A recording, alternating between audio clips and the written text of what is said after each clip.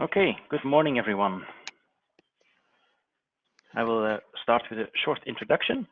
Dear students, colleagues, sympathizers of our university, my name is Cédric Vuije and I'm an associate professor at the Faculty of Applied Engineering.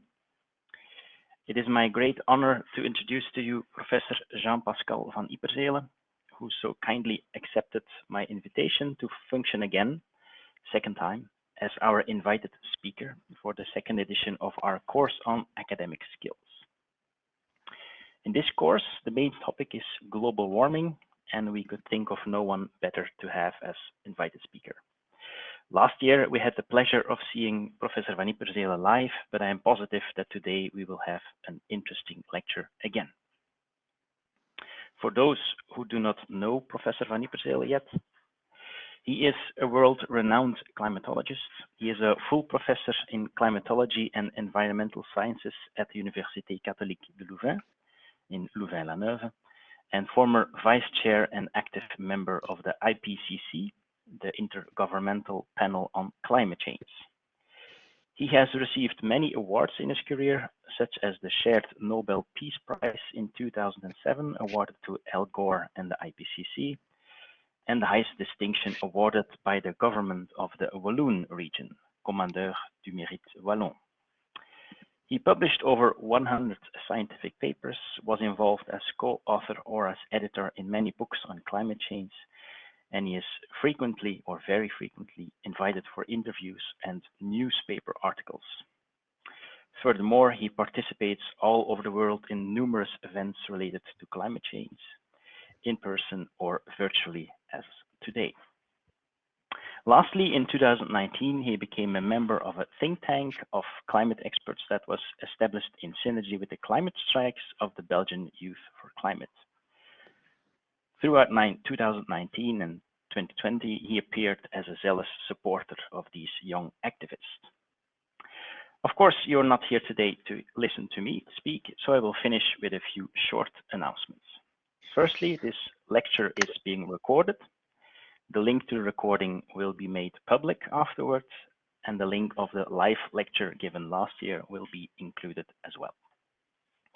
Secondly, there will be sufficient time for questions after the lecture. Use the raise your hand button to show that you have a question. We will then allow you to use your microphone so that everyone can hear your question. And lastly, as a first test and to give Professor van Ypersele a virtual applause, please all raise your hand. Professor van Ypersele, you have the floor. Thank you, Cedric. It's a pleasure to meet you and to hear the many hands uploading. Actually, it's nice that it's online, maybe, because to come physically at this time of the day with the amount of snow we have and difficulty with transport, even by train, it's a bit easier remotely. But I still hope to come physically again to Antwerp when the crisis is over. So we'll talk about climate change this morning. I know you are, most of you are studying engineering, so we'll talk about technology, because I know that's a subject of much interest to you. Now, I'm a physicist, I'm not an engineer. I excuse me, I'm specialized in climate modeling. So to speak about technology and the measures to use to fight climate change or to adapt to climate change, and not the main subject I work on. So I will rely on, for part of my talk, very much on the content of IPCC reports. But I will begin, with your permission, with some reminders about the context in which we need to talk, I think, about technological elements of solutions. Just a quick check. Is everything okay? Do you see my cartoon now? Do you hear my voice? Maybe you see a small picture of me somewhere. Everything is fine? Everything okay, is fine. Good. Okay. So we are in the middle of that COVID crisis, which receives a lot of attention. But as this cartoon suggests, the waves of infection, of hospitalization, of death, etc., are actually way smaller than the big wave that will be associated with climate change if we don't pay much more attention to it and if we don't act much more than what has been done today. I will provide you with a lot of information in this talk. I mean, I have 1 hour and a half to speak, and I'll try to keep at least half an hour for the Q&A session. So I will start to maybe summarize in 10 words only the gist of the key messages I'd like to pass to you this morning. The first 2 words are it's real. Global warming is happening. There's no discussion, no useful discussion about that anymore. Second 2 words, it's us. It's really mostly due to human activity that the warming takes place. It's a warming that takes place at the global scale. We can still have cold waves, such as the one locally, such as the one we have right now. But globally, the temperature is, on the average, increasing, and the culprit, quote unquote, is human activity through the release of the so-called greenhouse gases, mostly CO2, released by the burning of fossil fuel and by deforestation. The next 2 words in this series of 10 is experts agree. There's a very wide scientific consensus helped by the IPCC process and the IPCC report on the fact that global warming is human caused. Next 2 words, it's bad, because the impacts are starting to becoming very serious in some parts of the world and affect people and ecosystems. And they will become much worse if we don't act much more. But the last 2 words are maybe the most important, and maybe the most important in this lecture of today. There is hope, because we have the knowledge, we have the technology needed if we want to use it to avoid at least the worst climate impacts. So this is the context of the talk this morning. This is the plan of my lecture. I'd like first to give some elements of information about the problem that's on the table. I know engineers like to solve problems, so it's important to know well the problem that's on the table. I'd like to talk about climate mitigation, and I will very much, as I indicated, rely on slides prepared by the IPCC Working Group 3, which deals with mitigation, and I will use slides based on the last full report on that subject it was published by the IPCC in 2014. Very soon, in the coming 12 months or so, the IPCC will publish an update to that full assessment report. It will be the 6th full assessment report, but that's not available yet. You will hear about it in the coming year or so, approximately. And then I will end with some personal remarks that may be useful to feed the debate after my talk. So let's talk about the context first. This is our beautiful atmosphere, as seen by the astronauts of the International Space Station. And as you can see, this atmosphere is very thin compared to the Earth's radius. The Earth's radius is 6,400 kilometers approximately. The atmosphere is no more than 100 kilometers thin, and still we're using that atmosphere as a dustbin for all greenhouse gases. And while doing that, actually we thicken the insulation layer, the thermal insulation layer around the planet. And as I will show you in a second, if we don't stop that insulation layer, to thicken, we will suffocate underneath because the temperature will become too high for many human activities and for many ecosystems. And this is the fundamental reasons, the fundamental reason why we must cut as soon as possible emission to zero, so that at least net zero, as I will explain, so that this insulation layer doesn't become too thick. So look at this animation. It starts in 1850.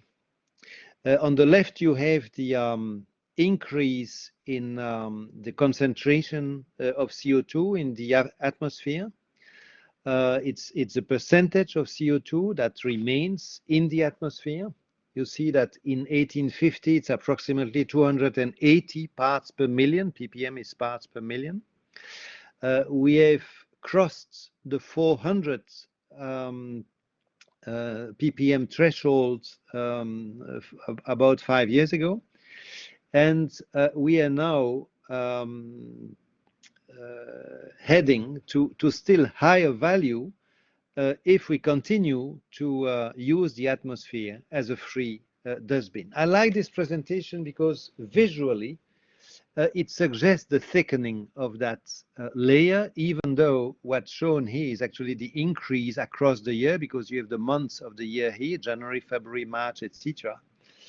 And then the right part shows in parallel, starting again with 1850, the global temperature, or expressed as a difference, as an anomaly over the average computed over this period, 1850 to 1900. And as you can see, we have gained already approximately 1.1 degrees C, and we are not so far. We're getting close to that 1.5 degrees C limit, which is one of the limits identified in the Paris Agreement as a limit not to cross, to preserve the habitability of our planet. It's not only the average temperature which is increasing, it's also some extremes which change either in frequency or in intensity, at least since the middle of the 19th century, the 20th century. So since 1950, the number of extreme hot days and also the number of heavy precipitation events have become more common. I don't need to explain why extreme hot days increase in frequency, I think, in a warming climate. But why is heavy precipitation increasing as well? Well, for a very simple reason. The main reason is that as the climate warms, you have more water vapor coming out of the ocean, and therefore, when the conditions are met for that water vapor to condense and fall in the form of rain or snow, the quantity of rain or snow, if it's cold enough still to have snow, can be much, much larger. And this, of course, favors floods, which have bad consequences, as you know. The number of extreme hot days, the number of heat waves kill, as you know. They've killed just last summer 1,500 people in Belgium, in addition to those killed by COVID. And floods, when they take place, have a lot of consequences, both for infrastructure and for people and societies. So how do we know that it's indeed the increase in the CO2 concentration that is causing mostly, that is the main cause of the warming observed? Of course, it's not just by looking at two curves moving in parallel. That's a correlation. It's interesting, but it's not a proof that one is causing the other. To be more certain that greenhouse gases are indeed the main cause of the warming, we need to go way beyond that and to study this problem, we use climate models which decompose the climate system, the atmosphere, the ocean, the cryosphere, etc., in many grid boxes, like I'm sure you engineers know how to do for many other systems. And using the best knowledge we have about the behavior of the gases, the fluids composing the climate system, we can compute step by step the evolution of the climate system as modeled by climate models from a starting point, and we can do with those climate models experiments that we cannot do on the real system. And a key experiment or series of experiments I'd like to show you are the following. It's experiments attempting a series of experiments, a double series of experiments attempting to reproduce this evolution of the global temperature over the last 100 years. As you can see, we have gained approximately 1 degree C, as I mentioned before. And I'll show you first until the first assessment report of the IPCC, AR1, published in 1990, two sets of simulations. In blue, you have the average of the simulations made by forcing those climate models with natural factors only. And in red, you have the average of the simulations when, in addition to natural factors forcing the climate system. And what are those natural factors? It's mostly the small changes in solar activity and the effect of volcanic eruptions, which have a cooling effect when they take place because they send a lot of dust in the atmosphere. And so the red simulations are when one considers natural factors and human factors, such as the greenhouse gas emissions. And among those greenhouse gas emissions, CO2 is the main gas coming out of human activities through the burning of coal, oil, and gas, and also through deforestation. And as you can see, the blue curve doesn't work very well. I mean, the natural factors don't work very well to simulate the black curve, the observed temperature. The reddish set of simulation is much better. Still, doing statistical analysis of the detailed simulation show with the thin yellow and orange yellow line for the natural plus human, and the thin blue line for the natural factors only simulations, didn't allow the IPCC, based on the scientific literature, to say anything else than this extremely cautious statement in 1990 in its first report, an unequivocal detection of human activity, of the effect of human activity on climate is not likely for another decade, because statistically speaking, the difference was not high enough between the two sets of simulations. Actually, it didn't take 5 years, because it didn't take 10 years, because just 5 years later, in 1995, the IPCC was convinced by redoing by reading the scientific literature who had done the new statistical analysis. It was able to say the balance, very cautiously, the balance of evidence suggests, very cautious words, a discernible human influence. And then things became clearer and clearer. 2001, most of the warming since 1950 is likely due to human activities. Then the likely became very likely, and then extremely likely in the reports, in the last full assessment report published for this part of the report in 2013. So things are very clear now. Human activity is clearly needed to explain the warming observed since 1950. Now that we have solved that problem, now that we are sufficiently convinced that indeed CO2 is the main problem and the other gases, of course, like methane, N2O, CFCs, etc., are only adding to the problem caused by CO2, which is 80% of the problem. We can also look at the possible future. And to do that, we have to work with scenarios. And the IPCC, and I'll explain in a second a little more what the IPCC is working with scenarios. And these are the four main scenarios as far as the future evolution of the CO2 concentration is concerned. And I will focus mostly on the two extreme ones, the reddish one, which is the kind of business as usual or extension of the present trend scenario. It's called RCP 8.5. Sorry for the complicated name. I'm not going to explain why it's called that way now. And that one would lead us to have approximately 1,000 parts per million CO2 at the end of this century.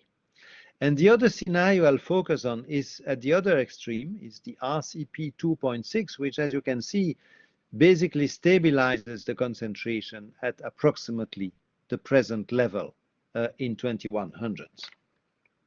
When you feed those scenarios to the climate models I mentioned before, this is what you get for those two scenarios. For the top one, you have a warming that's between 3 degrees and 5 degrees, approximately 5.5 above the temperature of the beginning of the century. And for the lower scenario, the RCP 2.6, you have something between 0.3 and 1.7 or so, average 1 degree over the temperature of the beginning of the century. How is that distributed in space? Well, becoming interesting because you see that those averages are actually hiding big local differences. In particular, you see that, for example, it's clear here. So let's look at the RCP 8.5 one. Continents are warming significantly more than the ocean. That's because of the thermal inertia of the ocean, which is huge.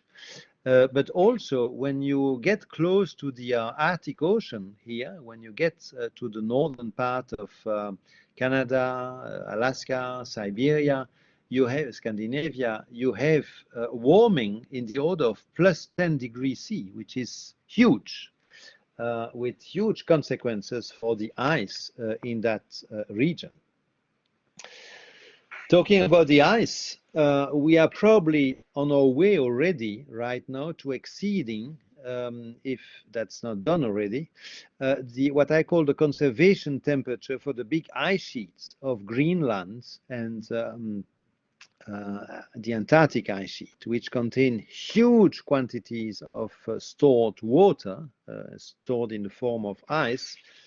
And the consequences of that exceedance of the conservation temperature is that there is a very high risk that the average sea level would increase by several meters over the next century or two.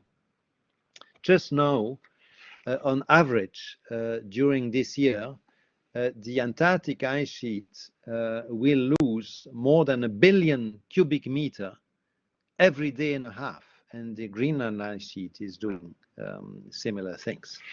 Then you add up the water that's melting from glaciers in the on the continents. You add up the fact that water expands when it is heated, as you know, I'm sure. And this is why you get an increasing sea level. That's a big concern. When you stand back a little bit and look at how the CO2 concentration has evolved over the past 10,000 years, which is the long period of time during which all civilizations basically have evolved, including agriculture, the building of coastal infrastructures, etc.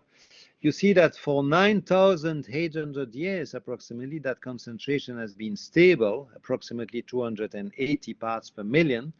And then over the last 200 years, it exploded exponentially to reach the peak that was reached last May. The annual peak is around May, so mid-May it was 417 parts per million. It's good to understand at least a little bit of why this CO2 concentration is increasing.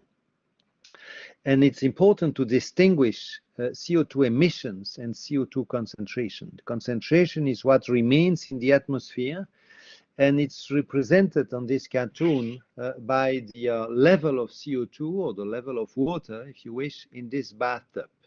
It's a bathtub characterized by a level of water, but this level of water is influenced by two main factors: the emissions, so the flow of water trying to fill the carbon tub, the carbon tub, and the other factor influencing it is the amount of net removals, that's water or CO2, if you wish, leaving the carbon tub.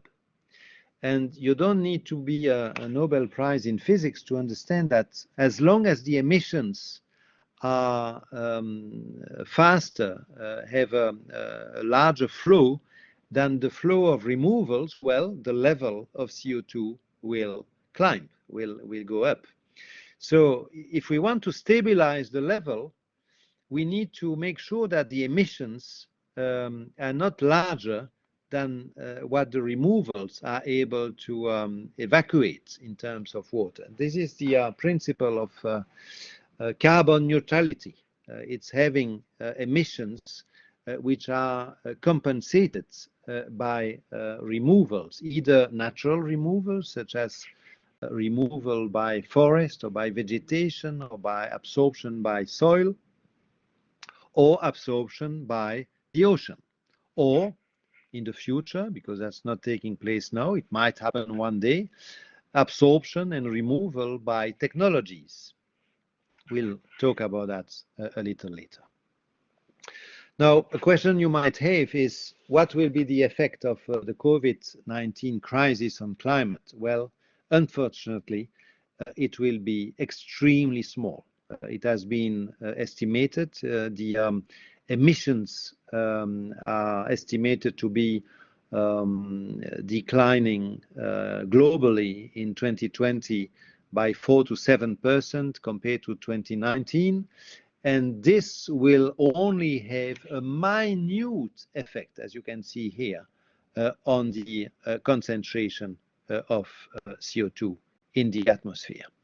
So this is the increase in CO2 over the last 40 years or so. And as you can see, there's a seasonal cycle, but the trend is very clear. And you have the growth rate here in terms of parts per million per year. And you see that compared to the average value here, between 2 and 3 parts per million, a change of 0.1 ppm per year is a very small amount. So we'll talk soon about climate mitigation and the role of technology, but I need maybe to go a little further on the subject of why net zero emissions are needed as soon as possible. And this is, sorry, there's a need that's in excess here. This is one reason that might be of interest to you. And that is that Antwerp might be underwater in a few centuries from now. This was based on a report I published in 2004 at the request of Greenpeace. It was done completely independently, and it was well published in the national press, including in the Gazette van Antwerpen, when it was published, because of course the geography would be quite different from today, with the sea level that we are likely to see in the year 3000 if we don't change very much the way we are using and producing energy. Another way, a little more elaborated, to answer that question is to look at a diagram coming from the last IPCC report, and which tried to synthesize the so-called reasons for concern with scale of risk levels, which is explained here in terms of coloring scheme. There are 5 main reasons for concern, summarizing 2,000 of pages, which themselves assess thousands and thousands of scientific papers about impacts of climate change for different warming levels and different timing, unique and risk to unique and threatened systems, risk due to extreme weather events, the distribution of impact, the global aggregated impacts, and the large-scale singular events. You see that when we go from 1 to 1.5 degree warming above the pre-industrial level, for some of those reasons for concern, we enter the high-risk zone, and then if we still go further than 1.5 degrees C and we get close to 2 degrees above the pre-industrial level, we enter the purple zone, the very high-risk zone, for at least this reason for concern. So there are good reasons to shoot for 1.5 rather than 2 degrees. By the way, the Paris Agreement mentioned as the target humanity needs to have well below 2 degrees, so it's not 2 degrees anymore, well below 2 degrees, probably somewhere here, and while trying to stay below 1.5, because the risk level would be significantly lower for that temperature increase. So this is for a 1.5 degrees C warming above pre-industrial for this target. If this target was really considered as the target to shoot for, this is the shape in the coming 90 years, so before 2100, and look where zero is, of the net CO2 emissions at the global scale. So this is the shape that net emissions would need to have if we want to respect that 1.5 degrees C warming target.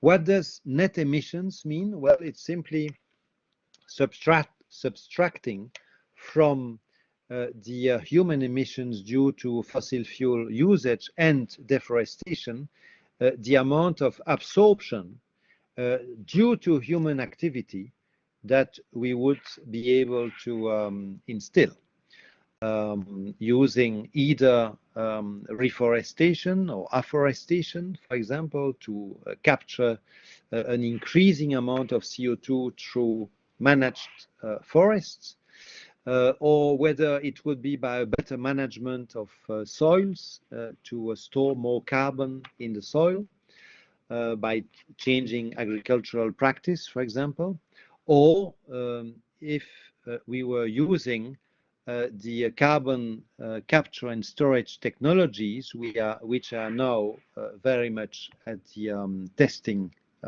stage in the world.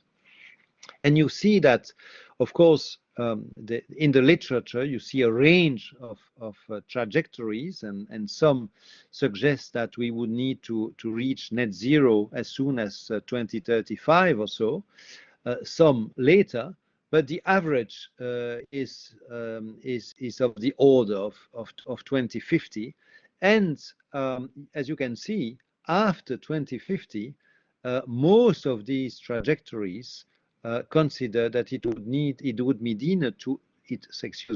be needed to have for net CO2 emissions negative values. So we are below zero here. This is minus 10 gigaton per year. This is minus 20 gigaton per year, and there are some scenarios are even going further down. A final element of context I'd like to give you, because I think it's important to be aware of that, is that just in the USA, the organizations, many of which are linked to the fossil fuel industry, the organizations which sow doubt about climate change spent almost $1 billion per year to do that, by buying Facebook pages, publishing stupid books of stupid articles, etc. This is a peer-reviewed article, Rule 2014. You can read it on the web. I think it's open access. It's published in Climatic Change, in the journal Climatic Change. And I'd like to draw your attention that it's not only about the existence of global warming or the human responsibility in the warming or the uncertainties around climate science, but increasingly it's about the solution space. It's about the technologies and the methods that one can use to mitigate climate change. It's about the cost of decarbonization. It's about the drawbacks from alternatives, which are often minimized. And I give you an example here, which you can click and consider. So this is why 30 years ago, a little more than 30 years ago, the UN felt it was important to create the IPCC, the Intergovernmental Panel on Climate Change, which was established by two UN agencies, the World Meteorological Organization and the United Nations Environment Programme, not to do additional research on climate change, but to provide policymakers with the most objective source of information about the causes of climate change, the potential environmental and socioeconomic impact on climate change, but also, most importantly, particularly for the talk of today, the possible response options in the area of adaptation to the part of climate change we cannot avoid anymore, and in the area of mitigation, that is prevention of climate change, mostly through technologies allowing to stop or decrease very strongly greenhouse gas emissions. So let's go to the second part of my talk now, which is, as I explained, very much based on the third volume of the fifth assessment report of the IPCC, published in 2014, and which was devoted to mitigation of climate change. It's very much based on the scientific literature. It contains a summary for policymakers, of course. That's about, I don't know, 20 pages or so. It also contains a slightly longer technical summary, but you have 2,000 pages, basically, in 16 chapters, written by more than 200 authors. It's a document reviewed by almost 1,000 expert reviewers. It's based on 10,000 academic references, and it was improved, and its quality was assured by taking on board in the 3 cycles of review that IPCC reports have to go through, almost 40,000 comments. So it's a very solid piece of information. Its only drawback today is that it's getting a little old, agreed, but still its value is very high, and even if some numbers, I'm sure, would need to be revised and updated, much of that information is still valid, and this is why I think it's useful that I still use it today for this talk. So a few of the key messages of this report are here. Now, just a note of a remark before we go further.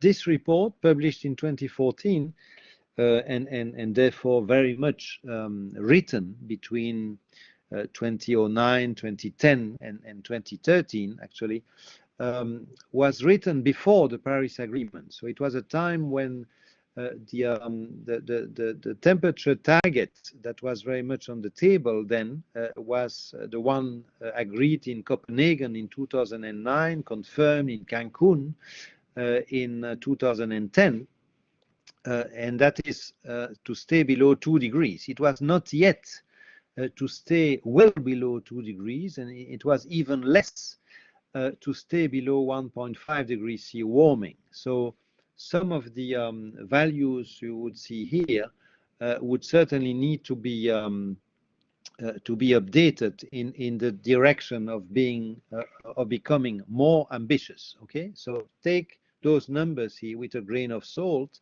Many of those numbers would need to become more ambitious. So, for example, this concentration range here is a concentration range that would be more or less compatible with staying below 2 degrees, but it's too high if we want to stay below 1.5 degrees C warming. But in terms of qualitative assessment and general conclusions, of course, it's still very much valid. So this is, for example, a diagram showing for those two concentration ranges, and this is the one, let's forget about this one. This is the one because it's even higher. This is the one that's more or less compatible with a plus 2 degrees C warming. It shows the share of primary energy that would need to come from low carbon energy sources in 2030. In 2050, you see with the huge increase from 2030 to 2050, and then in 2100, that share of low carbon energy share, that share of low carbon energy sources would need to be close to 95% to be able to respect this concentration. So another key message of that report, and based on the scientific literature, was that the mitigation costs, which was also assessed, and it was not only an assessment of the potential of different technologies, but it was also an assessment of their cost. And as you can see here, an assessment was made about the changes in mitigation costs if different technologies would not be available. So by one, they removed in their modeling of the mitigation costs compared to a complete portfolio, the effect of not allowing certain technologies to be used. It gives a sense of which technologies, at least at that time, because maybe the assessment would be slightly different today, would be considered very, very important for success in staying below. Let's look at the blue numbers, the more or less 2 degrees C relevant number.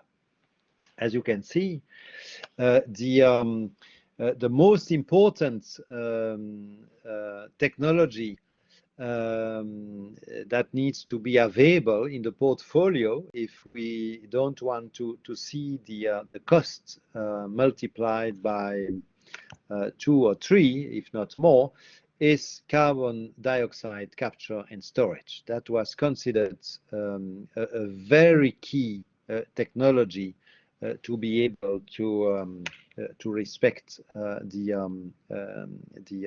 this concentration target. Nuclear energy was also considered with some importance, but much less, as you can see. I mean, phasing out nuclear, and this is not for Belgium, this is at a global scale, would increase by 10%, 10-15% or so the costs of staying in that range.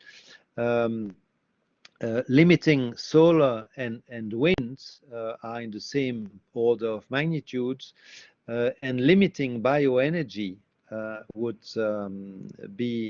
play a larger role according to the analyses made then in terms of cost.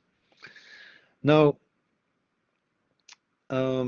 there are other aspects to mitigation than the effect on CO2 emissions and the effect on costs. For example, and I think it's very important to be aware of that, there is a large effect on emissions of other chemical components, which in some cases have very important consequences for human health.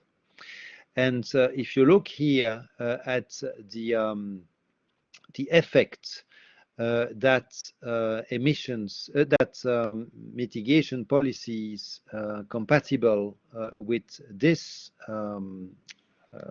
concentration range would have on emissions of black carbon. You know, the black carbon is an example of black carbon emissions is when you are on a highway behind a truck, a diesel truck which accelerates and which has not tuned its engine properly and doesn't have its anti-pollution equipment in order. This is the black smoke that comes out of the tailpipe. I mean, most of the black you see from that smoke is actually black carbon mentioned here. And when you breathe that kind of component, it's not good at all for your health. So in a climate mitigation scenario, respecting the 2-degree target, you have a decrease of the order of 50% of those emissions. The same for sulfur dioxide, SO2, which is a big, the decrease is even larger, and SO2 is a big source of air pollution. So it's important to be aware of the co-benefits, the synergies between and you see here the importance, the geographical importance of that in the world, and it's important to be aware of those potential synergies between climate policies and air pollution policies. So as I mentioned at the beginning, low stabilization scenarios, so where the stabilization, the concentration of greenhouse gases is stabilized at a low value, are dependent on a full decarbonization of energy supply. The context in which the mitigation has to be conceived in the course of the 21st century is a context where the baseline, so the kind of business as usual scenarios show increase in emissions in basically all sectors, except in the land use sector, which is shown to be, and this is probably in part, I don't know the details behind this, but it's probably in part because deforestation, if it continues at the present scale, well, at some point there are no more forests to burn and destroy. So this is a negative. This is a negative trend. But in all other sectors, electricity, transport, buildings, industry, the emissions of non-CO2 gases, which matter as well. As I told you, non-CO2 gases represent approximately 20% of the problem.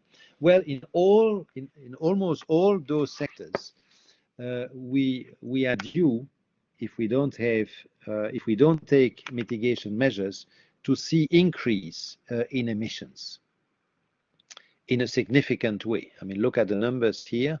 This is labeled in gigatons of CO2 equivalent per year, and we would, if you add all those numbers, you see that we would be way above at the end of the century, way above the 40 gigatons that are emitted today.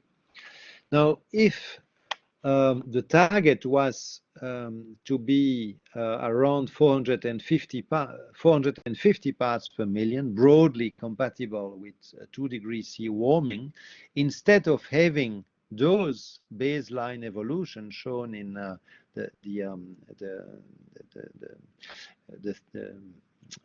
lighter color now, we would need to see those evolutions in the electricity area, in the transport area, in the building area, in the industry area, and also some negative trend for the non-CO2 emissions. Where are those numbers coming from? Well, from optimization models, from macroeconomic model, taking into account technology, but which try to optimize the costs of reducing emissions. And you see that the D sector, probably where the largest change would need to take place, are in the electricity production and consumption sector.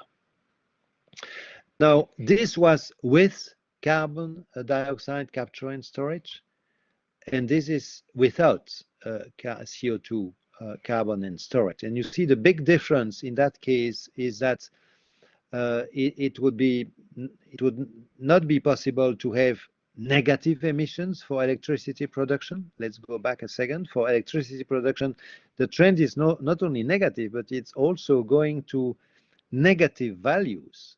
So it means that by the end of the century, if CO2 capture and storage techniques are used in an optimal way, according to the literature assessed by IPCC Working Group 3 in their 2014 report. Let me qualify that conclusion. It's not my conclusion. It's what the IPCC was saying in that report based on the literature. You see that using a lot of CO2 carbon capture and storage by the end of the century, the electricity sector would remove every year more than 10 billion tons of CO2 from the atmosphere. Okay, there would be decrease in other sectors, but the only sector where you really have negative emissions, if you can call them that way, it's in the electricity sector. Now, if you don't allow CO2, sorry, if you don't allow CO2 capture and storage, then you cannot go negative for electricity, and you have to then, if you want to respect the same target in terms of stabilized concentration, you need to work much harder in the land use area. You need to plant forests massively. First, of course, you need to stop deforestation, and you need to change also the trend in the other area and to make more efforts in the other sectors than what was the case when electricity could give negative emissions. So I thought that that was an interesting consideration. So decarbonization of energy supply, as said already 2 times previously this morning, is a key requirement for limiting warming to 2 degrees C, and a fortiori it would be a key requirement to stay below 1.5 degree warming. And this is again as a result of optimization studies from macroeconomic model. This is the supply in terms of exajoule per year in 2050 for different source of primary energy in a high energy demand scenario.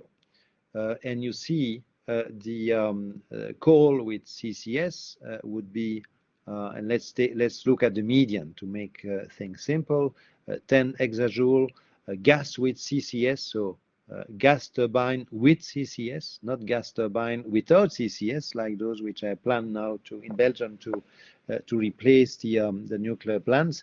Gas with CCS more than 25, nuclear a little more than 30, biomass without CCS a small percentage, biomass with CCS 10, solar 30, wind a little more than 30. So together more than 60, geothermal a small contribution, and hydro about 25 in a high energy demand. Now, in a low energy demand, things are of course easier. It's easier to meet in terms of supply a low demand than a high demand, of course. And then you see how the different contribution change. You see that they mostly, they mostly decrease. All of them decrease compared to the high energy demand scenario. Now, if you want to look at the details of those comparisons, you need to go to the report itself, which is freely available. You go to ipcc.ch, the IPCC website, and you can have the 2,000 pages in PDF freely for your reading and study. You can look at the differences by sector, sector by sector. Again, the blue is for the lowest stabilization scenario. This is for transport. This is the final demand, the final energy demand reduction relative to baseline. For transport, in 2030, in 2050, this is the demand for buildings, and this is for industry. So reducing energy demand through efficiency enhancement and behavioral changes is a key message coming out of the report. Reducing energy demand is very important. It's not only a matter of improving and decarbonizing the supply, it's also a matter of improving very much the efficiency and of reducing the demand of energy. This was a broad statement made by the report that it wasn't. I think it's interesting. I mean, it talks about technology, so I thought you would like this.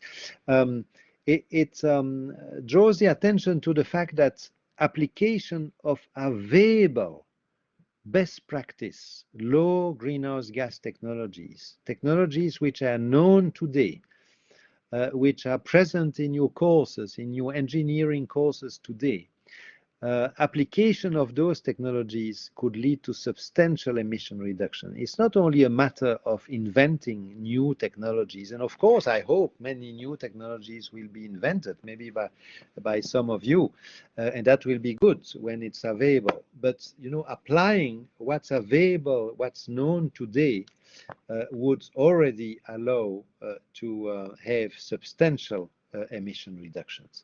There are many examples from power supply, and you have here. There was an assessment in that report of the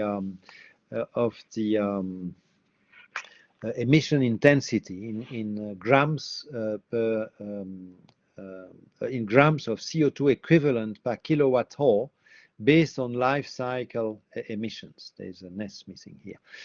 For solar PV, for dedicated biomass, for hard coal with CCS, for nuclear, for wind onshore, for gas, for hydropower, with a large uncertainty, as you can see here, because there are methane emissions from some water reservoirs. In some circumstances, that's where it comes from, and coal without CCS, which is of course much larger and closer to 1 kilogram of CO2 per kilowatt hour, rather than a few grams for PV or nuclear or wind, for example.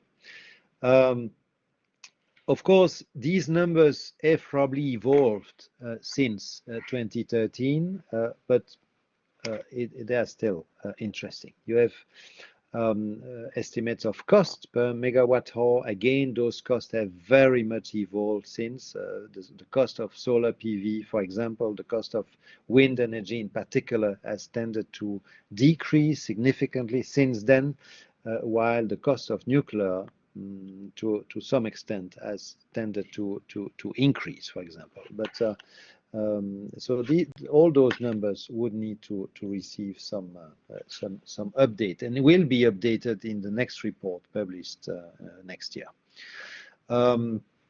Another example about the options around transport and light duty vehicles, and the options allowed by different technologies to reduce emissions. So in grams per CO2, in grams of CO2 per passenger kilometer, you see the huge improvement that we could have by having an electrification of the mobility.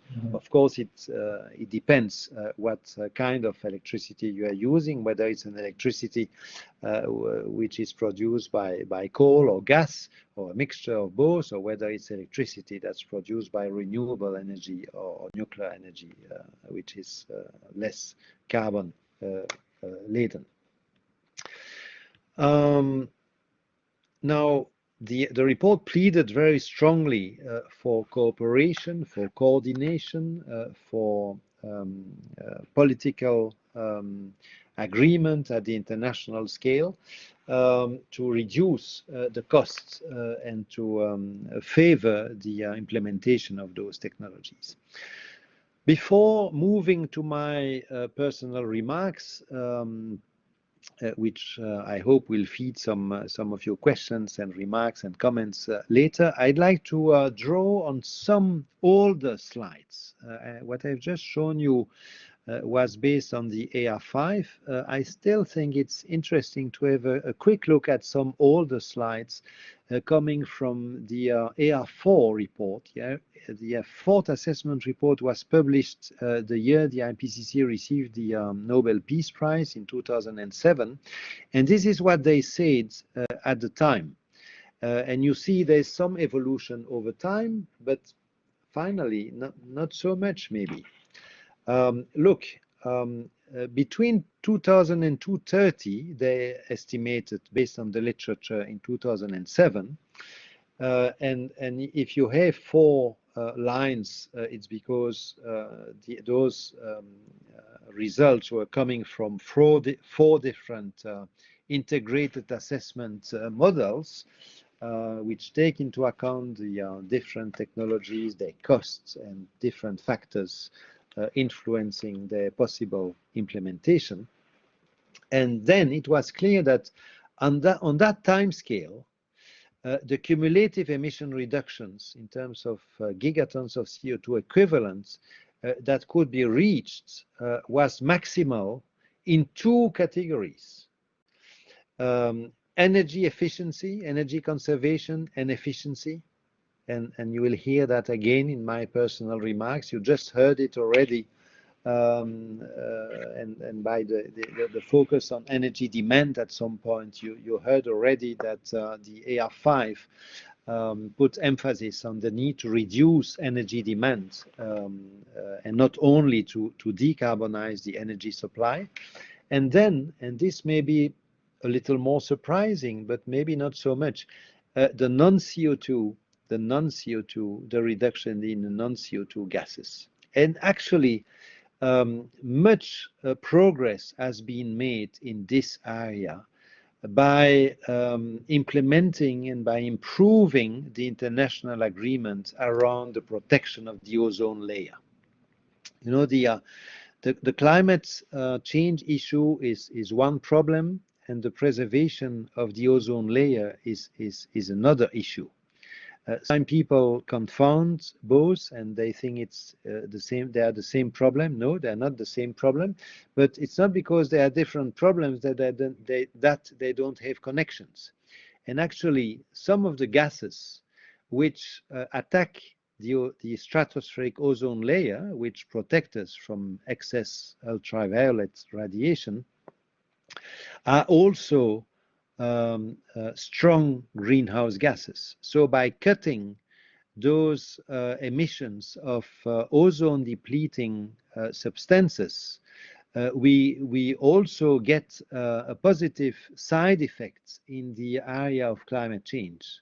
So actually a significant proportion of this potential here is going to be realized probably, because some of those gases that deplete the ozone layer and which also had a strong greenhouse gas, a strong greenhouse effect, have been curbed in order to protect the ozone layer.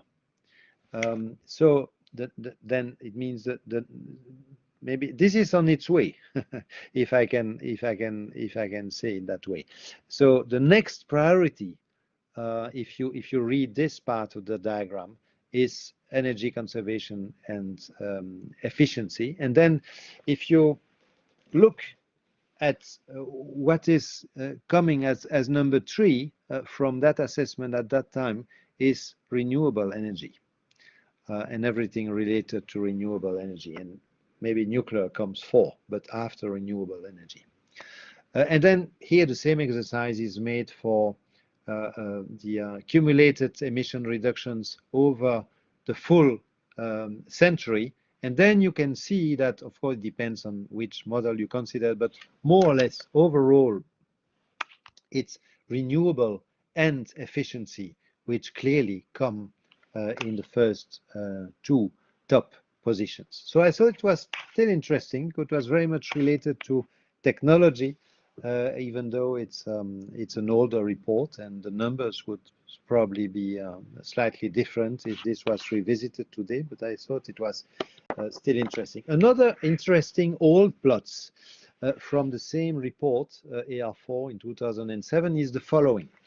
It shows that all sectors of activity, energy supply, transport, buildings, industry, agriculture, forestry, and waste management have a potential to contribute to emission reductions.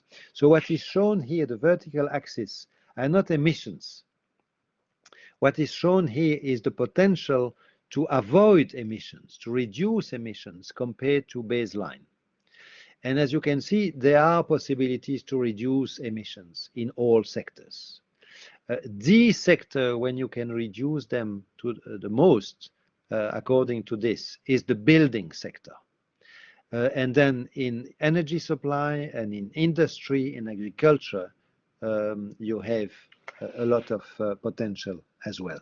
Now, the colors show that it's in all regions that the potential is there, because the top color is developing countries, non-OECD. The middle color is the economies in transition, the former Soviet countries, and the bottom color are the OECD countries. The only sector for which there is no decomposition is the transport sector, where these are global numbers.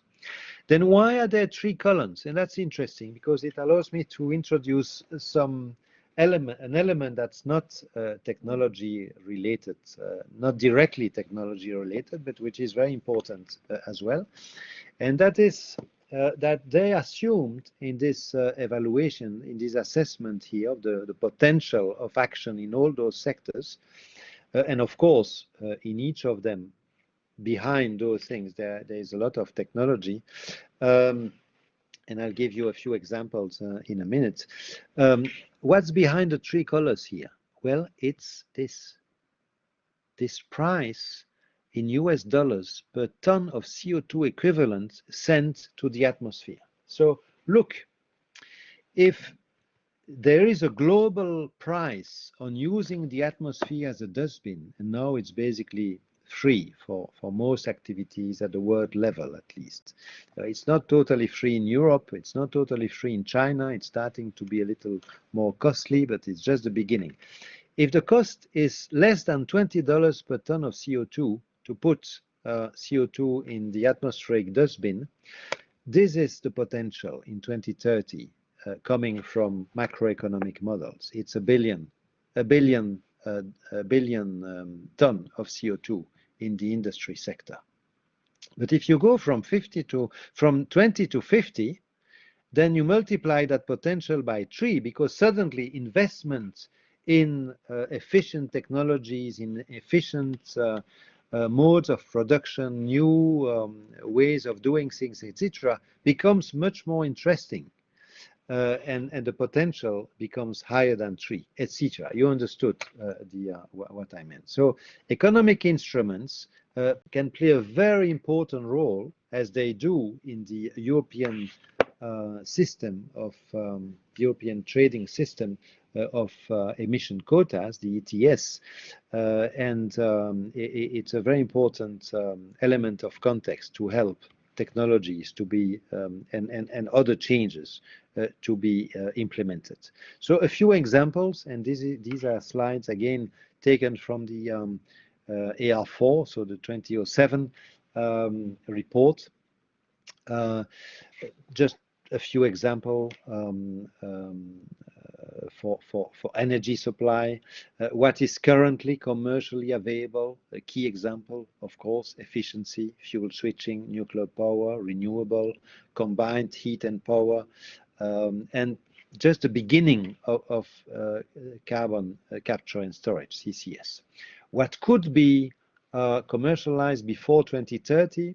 Well, CCS for gas, which is not really used up to now, but maybe if we really had gas turbines in Belgium, we should think about that much more than what is done up to now. Biomass and coal-fired electricity, generating facilities with advanced nuclear power, advanced renewable, concentrated solar PV, more advanced than today. In transport, it's more efficient vehicle, it's hybrid vehicle, biofuel, modal shifts, all of that is well known. Cycling, walking, land use planning playing a very important role in the long term.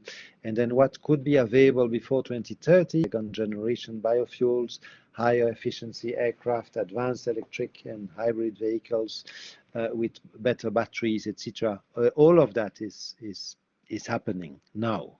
Some, for example, biofuels being criticized for drawbacks, which became increasingly visible after 2007, for example. So we need to take all of these with a grain of salt, as usual. Again, you have such lists for industry, for buildings. We know already today how to improve things significantly, and I'm sure you have many courses in your engineering program that go in that direction. You probably know much more than I do, actually, and know much more than what the IPCC knew in 2007 when this slide was written based on the 2007 report. So this is maybe just as a basis for discussion. Now, it's not only technology. As the IPCC said already in 2007, it's also changes in lifestyle and behavioral patterns that can contribute to climate change mitigation. I mean, this is a diagram showing the rate of vehicle ownership, the number of vehicles owned by 1,000 people in many countries, and the evolution over time in function of the GDP per capita. And of course, it affects a lot the emissions as well. If efficient vehicles are used, it's good. But if less vehicles are used, less private vehicles are used because more people walk, cycle, and use public transport, of course, it has a big influence as well. Now, in the last 15 minutes or so I still have, I'd like to lead you through some personal remarks. I try to distinguish what was coming from the IPCC reports and what I will say in my own name now. Now, there is some overlap, of course, but I thought it was important to distinguish the different parts of this lecture. So, the first element of solution I see needs to receive much more attention. It's a question of political priority. You know, we're talking about the survival of humanity and ecosystems, and it must receive a much higher political priority than it has received up to now, as we were all running for our life, because that's what we should do, actually.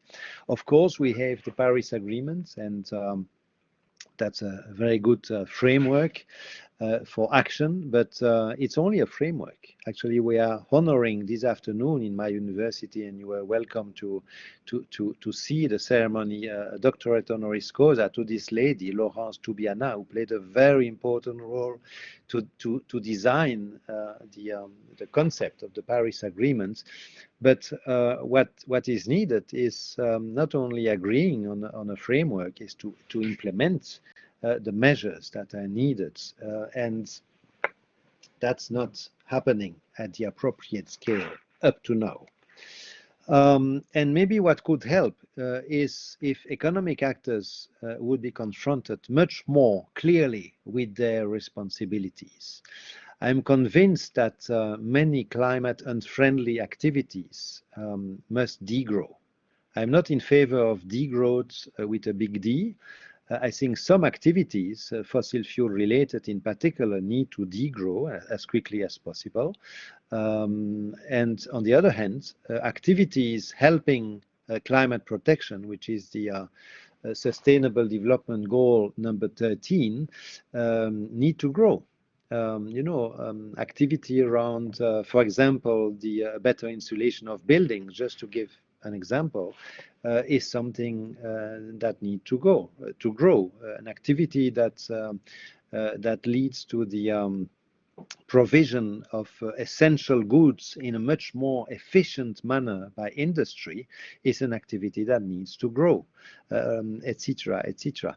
And poverty eradication, which is SDG number 1, is also a key objective that needs to take place according to the UN, and that would allow better habitability of the planet for many people. Now, to influence those economic actors and to influence the citizens, a language that is understood very well is the price of things. The polluter pays principle needs to be applied much better, much strongly. Destroying the environment, filling the atmosphere, using the atmosphere as a dustbin, as I've shown you earlier, needs to become more and more expensive progressively. But in order not to get gilets jaunes in the streets very quickly, as you have seen in France and a little bit in Belgium and the Netherlands 2 years ago, you need to be very careful with the money that is collected by putting a price on pollution. The collected funds need to be used to help the decarbonization through subsidies and that kind of things, of course, but you also need to make sure that the poor is not impacted disproportionately.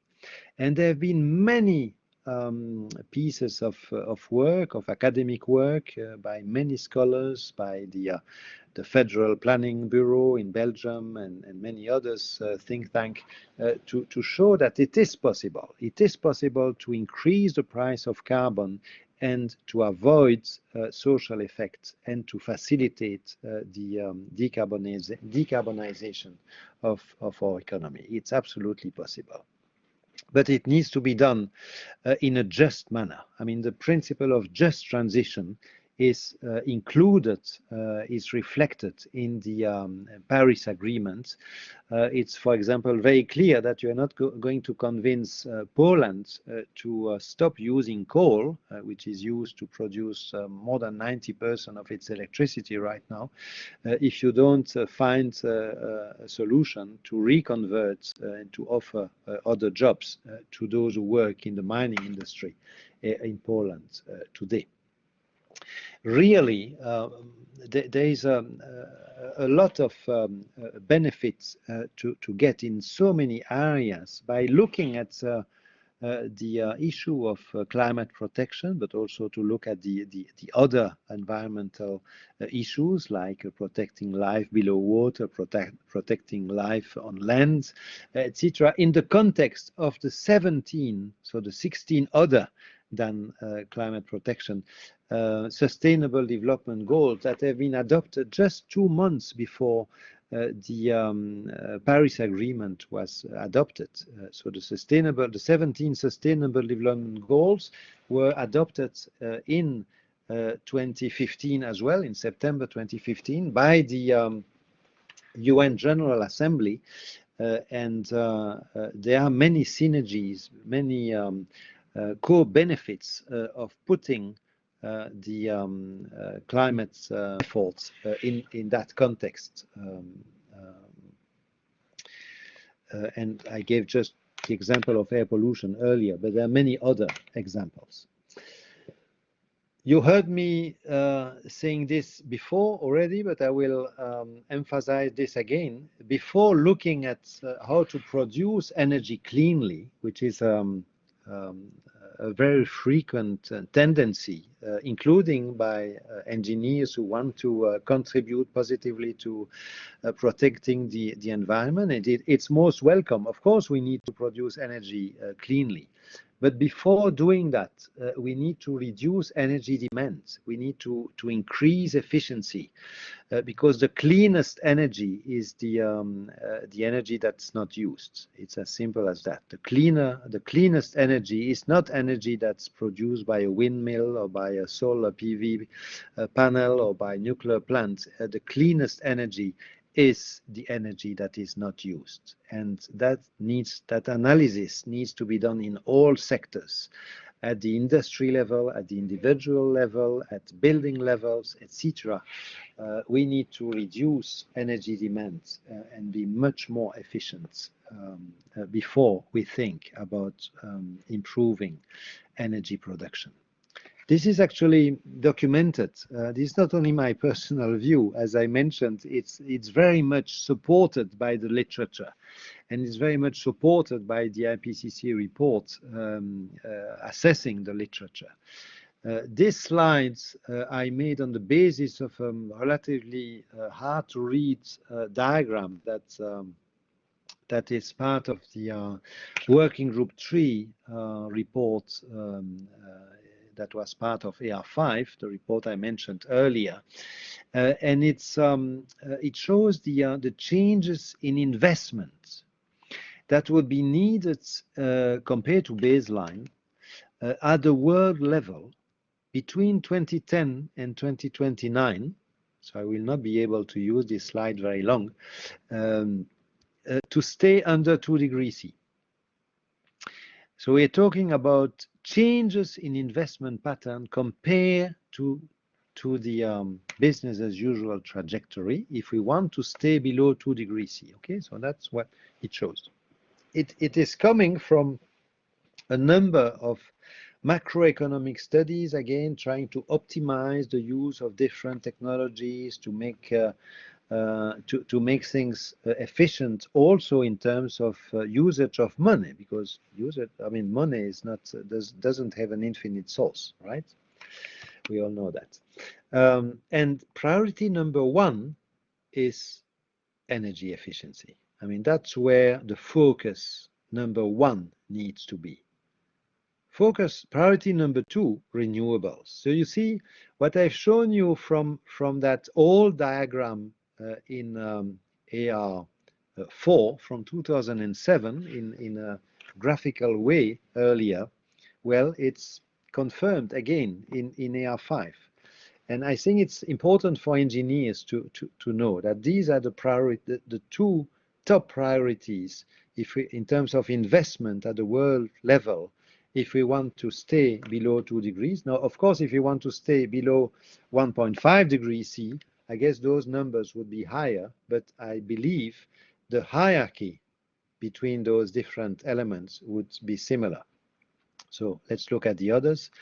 Number 3 is power plants with CCS, some contribution. Number 4 is nuclear, some contribution. And then you have degrowth in some activities. You have a decrease in investment that's needed in power plants without CCS. So I'm wondering why Belgium is going to invest in new gas plants very soon, if the plants are going ahead, without even CCS. That's not very good for climate in the long term, sorry. And then fossil fuel extraction needs, of course, to slow down, because we have way too much fossil fuel available already we don't need to extract much more fossil fuel from the ground. The building sector offers many of those opportunities that I mentioned to achieve different goals in the same movement, energy saving, but also energy economic activity, recovery after COVID, improving well-being, reducing air pollution, all of that is possible by acting much more in the building area. Mobility is also a very important sector. I believe that much more space and priority needs to be given to pedestrians, bicycles, public transport, and we need to reduce the priority given too long to individual transport in urban planning. And then all the vehicles that remain, as few as possible, need to be electrified as quickly as possible, fully electrified, not with hybrid things, but fully electrified and with the cleanest electricity. And then aviation needs to be curbed as well. Well, now it is curbed by COVID, but if we want to protect climate, we cannot go back to aviation as usual, as was the case before. We need to fly much less and only if it's essential. Food and agriculture is an area where much action can take place as well, and it's an area where change can take place very quickly because people can decide to eat less red, in particular meat and cheese as well, and to use better quality products when they eat locally produced meat that is coming from local prairies, and eating more plant-based food is good for climate, and most physicians agree that it's good for health as well. We need to remember, it's a very important element of context, I think, that the sun gives us in 2 hours about as much energy as the world uses all energy combined in 1 year. So every 2 hours, the sun gives us that amount of energy. So the horse to bet in the future is everything, I believe, is everything that derives from the sun. By the way, wind energy derives from the sun. Biomass derives from the sun. Hydroelectricity derives from the sun as well. You don't have hydroelectricity if you don't have rain. Rain comes from evaporation due to the sun, etc. And the good news is that the cost of many of those technologies is crashing. The cost of solar PV is crashing. The cost of wind energy is crashing. The cost of batteries is crashing. So there's a big transition, which is actually seen on the stock market. A few months ago, this was published in the Netherlands, showing the changes in the stock market value of a few windmill companies shown here. This is the change over a period of 5 years. I believe you understand what's written here. And this is the change for a few fossil fuel companies. You see the trend is there. I mean, things are starting to change. Let's hope it continues that way. So, you know, we have the choice of staying on this trajectory here. And if we stay on that trajectory, you will be, not me, I will be dead before that. You will be, and your children maybe will be in this kind of world. And I sincerely hope that you will not experience that very different climates from today, that will be much less livable than today. And I sincerely hope we will be much closer to this situation, which is not easy for everyone. There will be some suffering, there will be some floods, there will be some heat waves, but much less than if we stay on the present trajectory. So we have the choice. Will technology alone solve the problem? Well, this is what a bank spokesperson said a few years ago. Technology alone will not solve the climate crisis, and I agree actually with this person.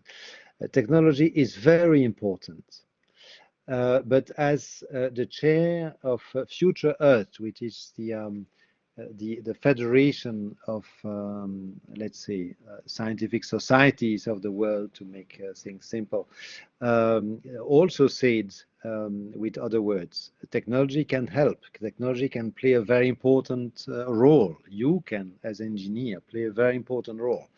But you should also be aware that other elements, like economic instruments, like I've shown earlier, like changes in behavior, changes in lifestyle, some changes in society are really needed as well. I'm close to the end. I want just to mention a few source of information that you might want to consult. For those of you reading French, I publish with my team several times a year a newsletter which is freely available on this website, and I encourage you to consult it if you understand French. I've written a book in Dutch and in French, is shown here, and this is freely available. The CNAC website, you're welcome to read it as well. And this is number one here, the site where my slides, the slides I've just shown to you, will be available in the course of the week. I hope if I have the time to put them properly at your disposal. And if you want to follow the actuality, you can follow me on Twitter as well. So thank you very much for your attention. And I will now stop sharing my screen to enter into a dialogue with you. And I will try to answer your questions. Thank you very much for your attention. Thank you, Professor van Ypersele, for this very nice and clear presentation. As you know, this is the Faculty of Applied Engineering, and this is part of the course on academic skills, which has global warming as its main topic. And it's nice to see that the topics that you mentioned as our best solutions are actually part of our course. We have experiments on chemical batteries, on energy reduction and increased efficiency, wind and solar energy. So it's all a nice and complete story.